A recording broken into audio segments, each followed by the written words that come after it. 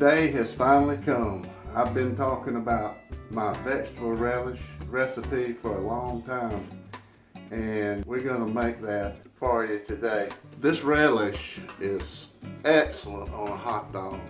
You know, everybody likes mustard, chili, and onions, I guess, or most everybody. Or you may just like yours with mustard or whatever, mustard and ketchup. But this relish is so delicious on a good hot dog. You can put it in potato salad and you can put it in slaw instead of pickle cubes from the grocery store. And it actually makes a big difference in the taste of it. But he would make half of it cool and half of it hot. And when I say hot, I mean your choice. Cayenne, jalapeno, habanero. Now I haven't put this in mine before. I've put mostly cayenne is on the recipe, and I think last time I put a little bit of jalapeno in there. You can't go wild with that now. I mean, I know some of you pepperheads out there, you like it stuff hot, but you know, there's a place for some hot ones. But for the most part, when I do this, overall, I found out it's best to make it cool, and it works out a lot better that way. But you can pepper up a few jars for yourself and have fun with it. What I've got in my hand here is the last of the vegetable relish, and you know that we can't have that. We got to get this right. So this project has got to be done in 2 stages. Stage 1 is the gathering of all the ingredients, the vegetables mainly, coring, cutting up, processing in a processor, and getting everything down to, you know, the pickle cube type size. It takes about 2 hours to, you know, cut all these vegetables up. So there's a lot of prep work. After we get through processing all of the veggies into a big cannon pot, that will barely fit in the fridge, we're going to put some pickling salt on the veggies, mix it up, and it'll sit overnight in the fridge. And stage 2 is the canning. And so it's a 2-day affair, and then tomorrow in the morning I'll come back and I'll have all my big pots out, my canners, and you know, the rest of the ingredients that go in. And then in the morning, I'll bring it back in here to the sink and rinse it out. Then we'll put it back in that canner along with the spices and the vinegar and the sugar and everything else that goes in it. Put it on the stove and bring it up to a boil, not boiling, but a bubble. And then we'll get all my jars out here. We put it up in quart jars. And clean my jars, you know, wash them, boil them out, whatever, and get them ready with new seals, new lids. Then you take that bubbly, chopped up relish and pack the jars. And just like you can in anything else, pack your jars full, and then they go in a hot water bath for the amount of time. So that's what's ahead of us. Picture of what? Let's zoom in here and see what we got. Okay, you can see a lot of bell pepper, and you can actually have more of the yellow and red and orange to make the jars pretty. I meant to do that, but we just didn't. And cabbage, 2 heads of cabbage. And now I'm making ×3 of this recipe, so the original recipe just made like 9 pints, but I'm making like 15 or 16 quarts. I like to make enough to last for about 2 years, so I won't have to do this but every couple of years.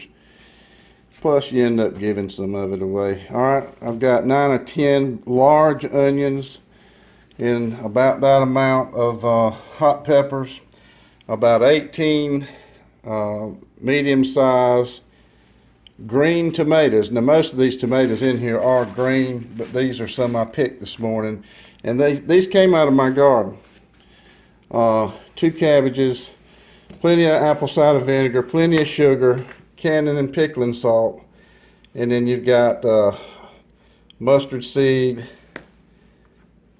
ground turmeric, that's going in, and celery seed. Those are the 3, and that's some more mustard seed. Those are the 3 spices that are going in there. I think that's everything. So without hesitating any longer, we're going to get to processing, peeling and cutting and coring and chopping and processing all these wonderful vegetables, and we're going to get started. Okay, you see everything in front of me here. I'm just going to be working through these here. You can, you know, do it like this. 6 one, half dozen of the other. It won't take long. Don't have to be perfect either. Just as long as you cut the seeds out and the core. But I'll be standing here a little while working on these. You got to put the time in if you want this relish now. So this knife is smaller and easier to maneuver.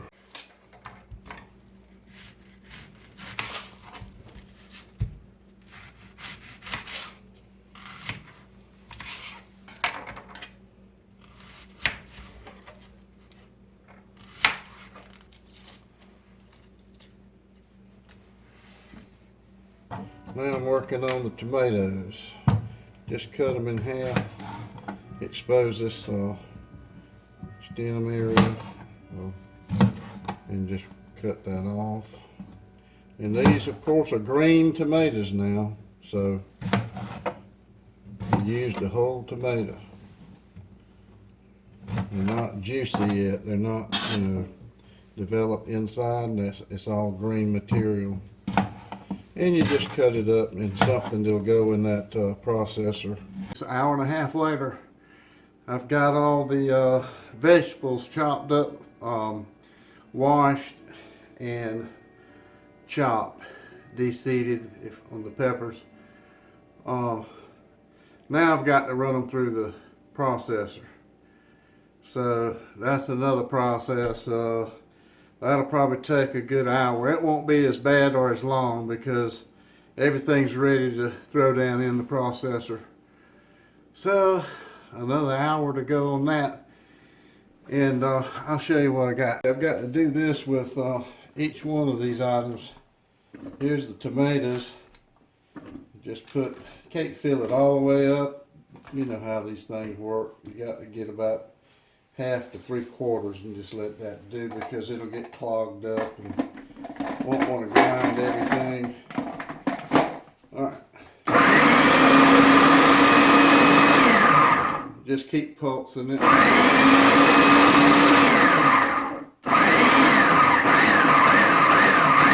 And cut that out. And go for another round. You'll get on a roll after a while. Alright, it won't take me long to work through this tray of green tomatoes. That's going pretty quick. Alright, I'll be back up with you in a little bit. Show you done with this part of stage 1. And so, the only thing left to do is take some of this Cayenne and pickling salt. And I'm going in with I tripled the recipe. It's a half a cup, but I'm gonna go in with a cup and a half. There's a cup and a half. I'm gonna stir this in a little bit. Then in the morning I'll bring it and fill this up with water and rinse it a couple of times, and we'll be ready to go. I'll see you in the morning, and we'll begin stage 2 of the canning part. Stay with me now, don't you leave. You come back. You watch it all. Okay friends, it's the next day and we're going to start stage 2 now, which is the canning process. Mix, my relish mix. It's been in the fridge all night in salt, canning salt, pickling salt. And here are all my jars. They've been in the pantry over there in the hallway. Got a little dust on them, so we're going to wash them out and get some, you know, boiling water on them, get them clean. The first thing we need to do is to tilt this over and just crack the lid, and you got to hold on to it. Now you don't want to lose your mix inside the sink. Just enough to let the water run out and the salt. Now what we're going to do is set this pot down into the sink and fill it up with water. What we do is just once it gets full of water, just work it around a little bit and get the clumps out. Okay, after you've filled your pot back up with water and stirred it up real good, get the clumps out, you want to tilt it and pour that water back out.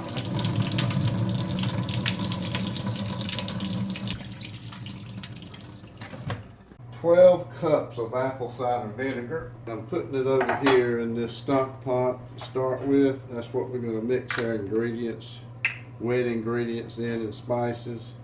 I've already gone in with 2 of these. This is a 4-cup measure. So that's 12 cups of apple cider vinegar. I'm using White House. I want to use a name brand. I don't want to use the brand. I think it's better. And then the sugar.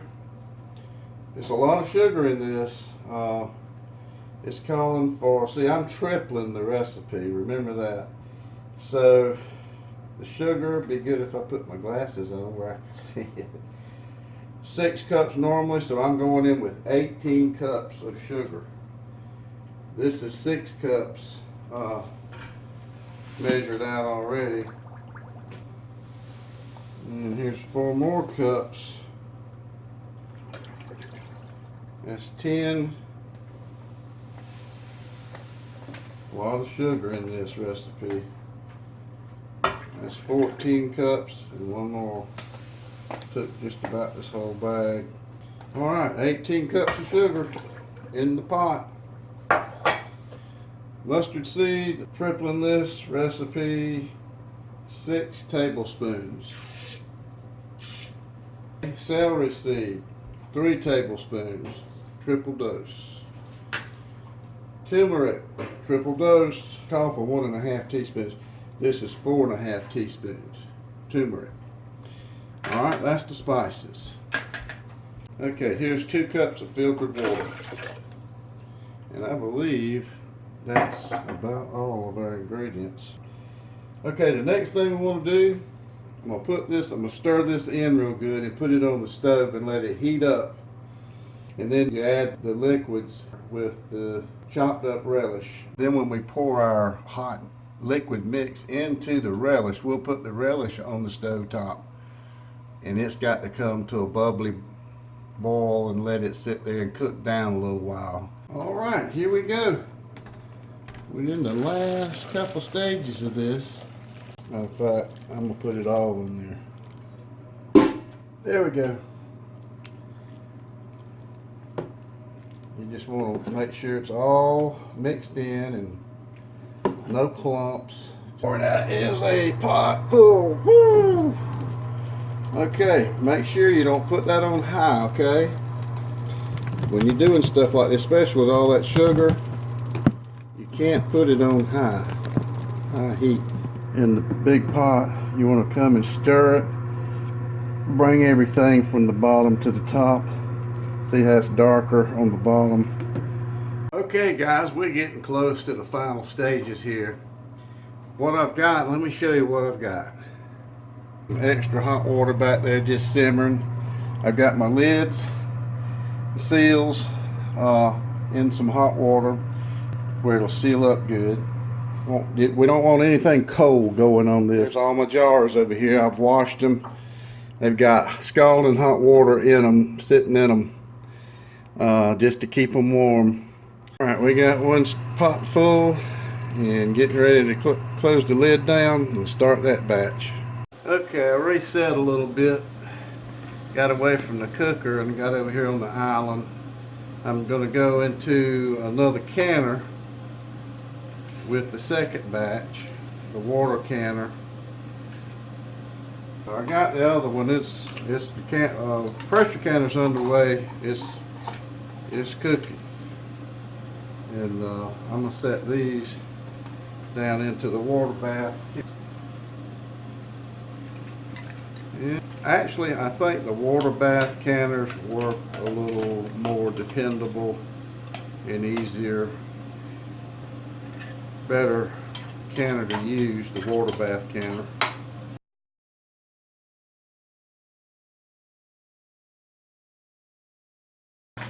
Sticking up out of the water.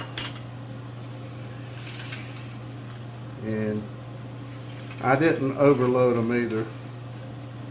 I don't know, with cooking meats, but for canning, I think your water bath canners are better to use. Alright, I'm going to keep filling up this water canner and I'll get back with you in a minute. But back here, I've got the water bath just started boiling. Let these boil for about 10 minutes and then we'll remove them and lay them out to cool. Now that doing this relish, you only need to use the water bath canner on the right over here. Do not use a pressure canner to do relish. If you have one and you want to use it, you can use it, just don't lock this lid down because you don't need to pressurize this relish. I accidentally did this. I know better and I just overlooked it, but you see the difference. It cooks, it puts the pressure on these jars and it gets the relish so hot, extremely hot. It boils out, evaporates out, cooks out, whatever you want to call it. The liquid, you see where it's at now? It should be almost full up to here. And when it boils so high, you lose a lot of the flavor and it turns your relish into a less desired texture. Not mush, but it's a lot different than what it should be. So if you have a pressure canner and you want to use it to do a big, because like me, I had a lot to do with 18 jars and the canner only, water bath canner only holds 7 jars. You can use your pressure canner, just don't twist lock the lid. Because remember, the relish was previously cooked for 45 minutes in the large canning pot. So it's already cooked. You're not trying to cook it. You're just trying to get the jars in the relish hot in the water, the boiling water, which we put hot product in hot jars. So everything's already hot. You could probably just put the hot relish in the jar and it would probably seal just like that. But you can use the canner, just don't seal lock it, or just don't twist lock the lid to seal it. And it won't build up pressure. It'll be just like a water bath. And you do that for 10 minutes and it'll turn out beautiful, just like it's supposed to, just like this jar right here. So I had these 7 jars. It's still edible. It's just not as good. When you open a jar of it, you can go back in and try to add a little more vinegar and sugar to sweeten it up some. But you definitely lose liquid and you lose the flavor and the texture. So just remember that. Don't do what I did. I knew better, but being an old fart like I am, I forgot. I just want to give you that heads up. How long it takes these lids. I've already had 2 lids to pop.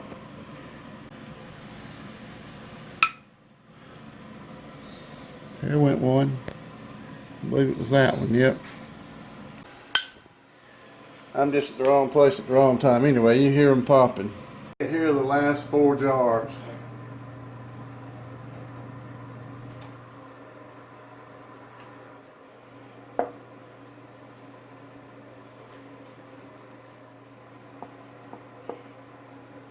Alright, here are the last 4 jars. We ended up with 7, that's 14, 15, 16, 17, 18 quarts and 1 pint. Woo! Good. Oh, I heard something over here. Alright guys, there you have it. Vegetable relish. it was quite involved. If you don't have some extra time, and if you don't love canning, gardening and stuff, you might not want to do this. It takes time and it takes quite an effort, but oh, it's so worth it. You know, the coming year, this will last us 2 years. That's why I make so much, so we won't have to do it every year. But we got her done. Let me tell you a funny story. You saw how much work and effort went in and how much time went into making this. It kind of reminds me of a guy I used to work with, and he loved to garden. And he was kind of a gruff, direct, spoken type guy, but if he liked you, he'd talk to you. And we worked together and we both liked to garden, so we were able to talk about it. But one night while we were working the night shift, we were sitting in the office, things had quietened down, and I asked him while we were talking about gardening, I asked him, Jay, do you ever give away much of your garden vegetables? He said, oh yeah, I give them all the tomatoes and cucumbers and squash they want. But damn if they get my butter beans. He said, I ain't giving them my butter beans, you know. And if you know anything about gardening, you'll know why he didn't give away butter beans, because there's a whole lot of work involved in butter beans. In the planting them, but the going back and picking them. There's a lot of work to picking them. And then shelling them. I mean, everybody goes to the farmer's market now and gets a gallon bag full of shelled butter beans, but back in the day, people used to shell their own butter beans. They pick their own and they shell their own. They grew their own. Well, this kind of reminded me of my conversation with Jay at work years ago. He's gone now, but you saw how much work goes into making relish, vegetable relish. So if you walk away from my house with a jar of this relish, we must be pretty good friends. We must be pretty tight for you to talk me out of a jar of this relish. I feel kind of like Jay and his butter beans. But anyway, I just thought I'd tell you that story. I hope you enjoyed this. I know it was quite involved, but I kept saying I was going to make a video how to make vegetable relish. And I hope you enjoy it. I hope you make some. I hope that you like gardening and that you like this kind of stuff. I know there's a crowd out there that does, and a lot of you already make something like this. But for those who've never made it, just take a couple of hours one evening and get the prep work done, and then come back and just set aside that whole day. This is what we're going to do. We're going to make relish. Now, if you have a couple of people doing it together, it's a lot of help. It really shortens the time and lessens the amount of work involved for one person. But until next time, this is Phil in Florence. We'll be seeing you on the next cook. And there it is.